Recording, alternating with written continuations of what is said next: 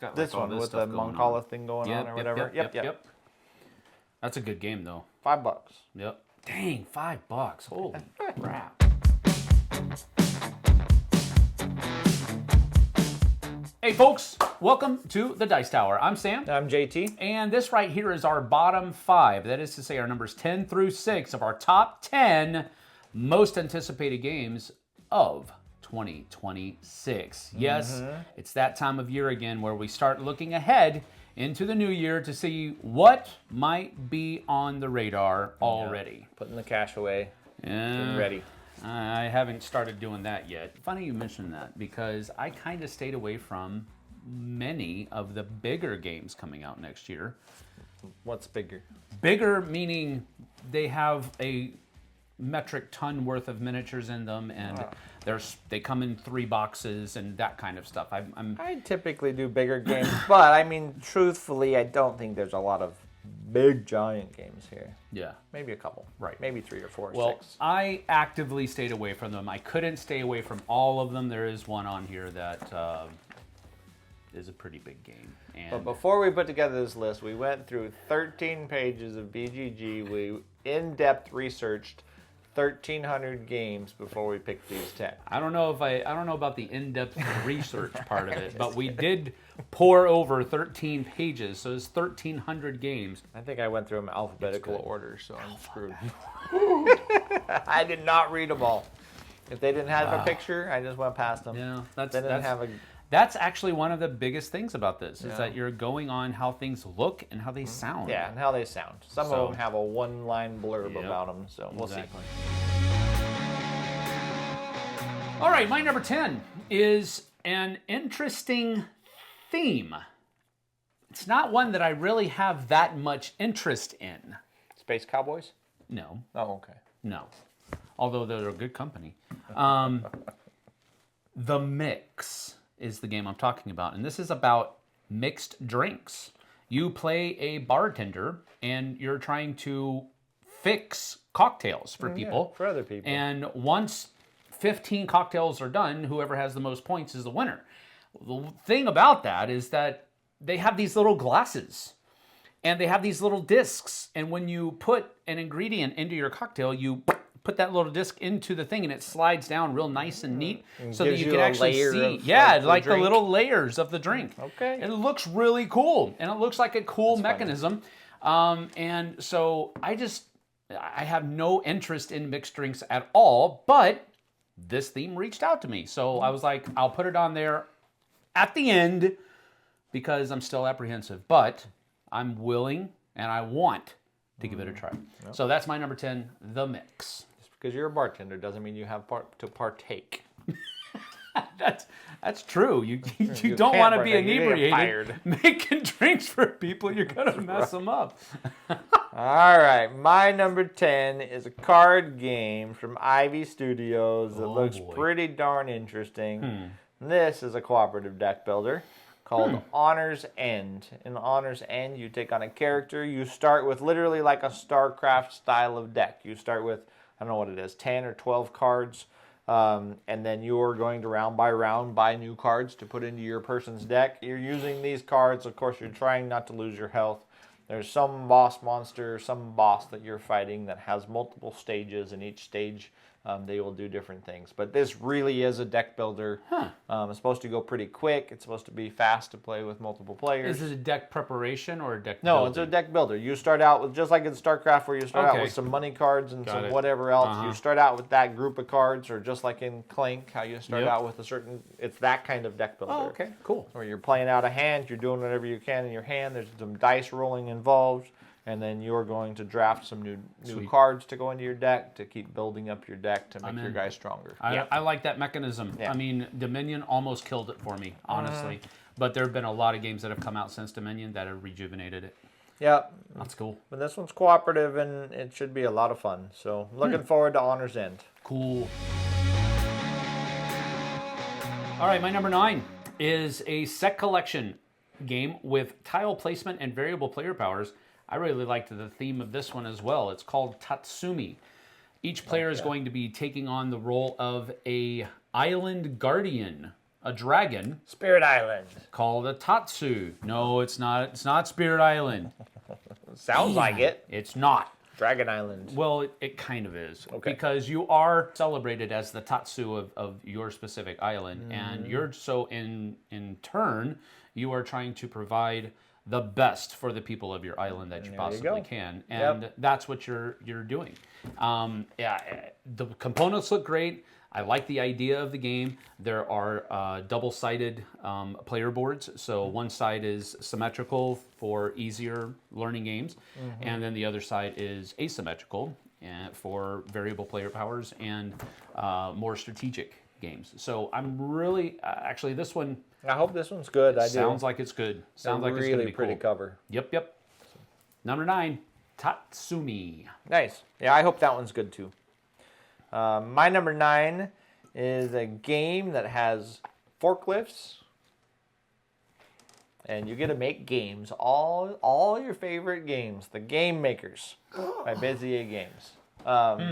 This game looks really cool. I know it's been out. I think people have played it. It's a couple of cons and stuff like that. I'm really excited. I mean, it's not out. Like, I don't think it's out on the market yet. I'm pretty sure it's not. But not yet. It says it's 2026 game. Hopefully it'll be out pretty soon. But the central board is a rondelle of sorts, except for it's a rondelle where I think whatever forklift's in the rear gets to go next and go to the next space, and then that thing kind of follows rotate the part of the factory that's usable, kind of follows the forklifts around, which is a really neat thing. You have your own player board, which is your factory. It has upgradable rooms that you get in it, which I believe are variable.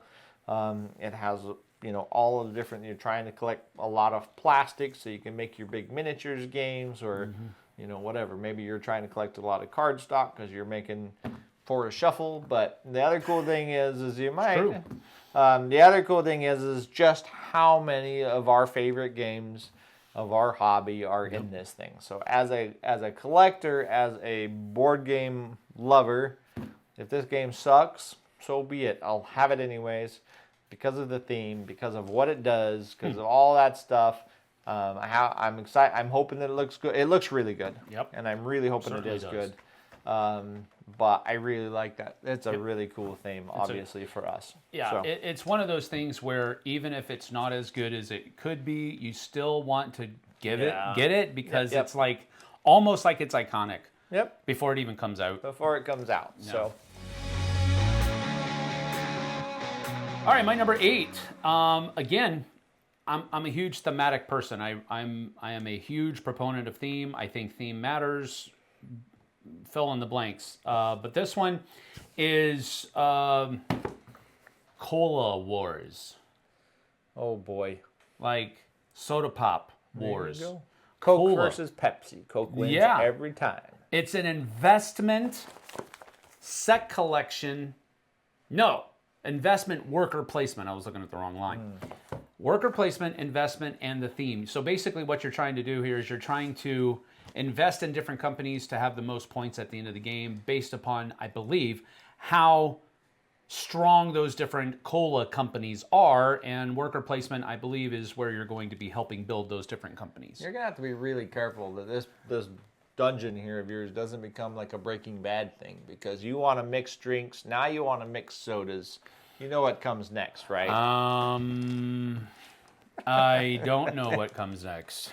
No. Anyway, I really think that this is and it's based in the 80s as well. That was another little twist to the theme that I thought was cool. It's cola, soda drinks in the 80s. I just thought it was cool. Anyway, I'm looking forward to giving it a try. That's my number 8, Cola Wars. I bet you Chris Yee's looking forward to it too, since he's a soda jerk. He's a soda jerk. That's what he is. Cheers. Sounds great. That sounds cool. I didn't even see that one. So, Okay, my number 8 is a game from Super Meeple, which obviously had a couple of really big hits, but this is a game called Mythology. Mythology, you get to build your own pantheon. I don't know exactly how this works. It's card drafting, deploying to some kind of pantheon grid, resources, and combos. Really, that's about all I know about it. I do know that, the different pantheons you can draft from. I mean, it has like the Egyptian pantheons, and Roman pantheons, and, Norse pantheons. So you're going to be able to pull from all these pantheons, it sounds like, and get these cards with all these different abilities. And then there's some kind of grid that you're going to build to place them in, and however you make those combinations and stuff like that, sound like that's going to be resource generation and being able to combo between them. It just sounds really cool. I hope it's cool, and I have high hopes for it. So, and it has a really cool cover. So, cover sells it. He's got high hopes. That's right. All right, my number 7, again, going with the theme as the theme of this list because it's a big deal for me.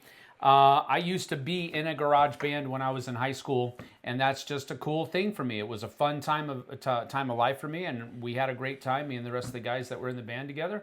We had a great time just rehearsing together, but then we also got to play some gigs around town as well together, and it was really fun. We never really got paid for it. That wasn't the point. Yep. We were just having a great time.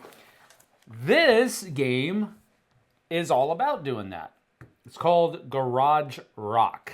There you go. And it's got a cube tower in it. I have to say, that is why it made my list. Because of the cube tower. I like cube towers. I like the idea of cube towers. I like the randomness of cube towers. And I like how the randomness works in cube towers. And it's also worker placement. And it's a game that I have a lot of it's a theme that I have a lot of nostalgia about. So this was something that is immediately on my radar when I saw it. It's my number 7, Garage Rock. At the end of every round, you're probably going to have to clear out the garage before your dad comes home because he's going to be mad. That's not how it is. Who knows? You don't know. That'd be a good mechanic. Here comes Dad. We got to run. Clean up. It's the cleanup phase. The neighbors are coming over to yell at you. The cops are showing up. All that stuff could be in there. We never had the cops or anybody like that show up at our place. You weren't loud enough. We were. I guarantee you we were. But I think we just had cool neighbors. Our drummer, his dad was a musician, and he actually had a lot of the stuff that we used. So I think he just had cool neighbors. All right. Fair. All right. Well, my number 7 is a sequel to a game that I find fascinating and really fun to play. But this time, instead of going to Japan, we're going to go to France, and let's go to France. We come from France. No, we're going to France. Oh, okay. We don't come. We're going to France. They better have Conehead promo cards. Why? Anyways, Let's Go to France is a card drafting game like Let's Go to Japan. I don't know exactly how it's going to work, what kind of changes they've made, but every round you're going to draft cards, put them into your days of the week so you can plan your trip to France. And then based on the symbology and what cards are on the bottom and, what kind of travel might be in the France one. It's just a really cool, Let's Go to Japan is a really cool little, not even an engine builder really, but it's a lot of set collection and organization and stuff like that. So I'm really looking forward to Let's Go to France. I wonder what the other city is going to, one of the cities has to be Paris. Yeah. Has to be Paris. Normandy. Normandy? Yes. Everybody wants to go see Normandy. Go from Paris to Normandy and back and forth. Yeah. All right. Well, maybe so. French Riviera. Yeah, that's probably what it'd be. That sounds. All right, my number 6 is I literally, you write things, little notes down, and I literally wrote looks interesting. There you go. I'm such a dork. But set collection, open drafting, these are 2 mechanisms that I really enjoy. The artwork in this one, I think that's what I meant by looks interesting. The artwork looks very interesting. And this one's called Small Folk. Small Folk. Yeah, I hate saying those together. There's too many L's. Too many L's that you have to pronounce. Anyway, Small Folk, it looks like you are creating your own deck of cards that you're going to score at the end of the game by collecting them and getting them into your deck through that open drafting section. And then the cards that you're drafting are different things, like, arcane objects, or backpacks, or horses, or weapons, or armor, or whatever it might be, and it's all that kind of stuff, and they're going to be worth different amounts of points based upon what you gather throughout the course of the game, or something to that effect. What does that have to do with folk music? Oh no, it's not folk music. I never said folk music. I just said does that small have to- folk. You're just small hung up folk. on my number 7. That's what you're hung up on. That's right. This is not folk music. It's fantasy folk. How many different times are we going to say the word folk? I'm done. Until we start messing up and I'm we done. say something else. And No I'm more. not going to do that. My number 6 is small folk. The last one on this segment. I'll have to look it up. It looks cool. I'll have to look Looks interesting. I wrote it down. it up. All right. Well, my number 6 is kind of a cheat because not only am I looking forward to it, but I've already bought it. And all the What? stuff for it. I haven't purchased any of these games Technically, yet. This one's a Kickstarter. This is from Ludus Magnus Studios, who make big, grand games, and this is called Blood. In Blood, this is a boss battler where you're fighting vampires and all of their minions and whatnot. So, and you The name of have the game is kind of on the nose, isn't on the nose. Yep, the miniatures look amazing. I like that theme. I like the old school vampires and werewolves type of thing. But in this game, you take on your it? Are character. you a Twilight fan? No, that was not old school whatsoever. Well, That's new school. I had to ask just to make sure we can still be friends. No, yeah, that's Okay, we that's, can still be that's friends. a couple of bleeps and a whatever, and some shiny diamond skin. Anyways, this is the old school stuff. They eat them for breakfast. Anyways, a vampire boss battler, though, you're taking your character, you're going out on raids against their minions and their underlings. You're coming back, you're collecting a whole bunch of gear, you're leveling up so you can go fight, Dracula or whoever the big bad is. So I'm looking forward to this. The miniatures look amazing, and I like boss battlers, and I like the theme, so good to go. That's my last one for this list, Cool. Blood. All right, well, there you have it. That is our bottom 5, numbers 10 through 6, of our top 10 games we are looking most forward to in the year 2026. What you can do right now is leave a comment. Let us know what we forgot. But here's the thing. We still have half a list to do, and that's over on the Flipside where we normally put up content. So you can follow the link that's in the description below and go check out our top 5. But still, give us a like, subscribe if you haven't done so already. The Dice Tower puts out a lot of great stuff. Yep. Then head over to the Flipside, and we'll thank you for it. We'll see you in 12 minutes. Take it easy.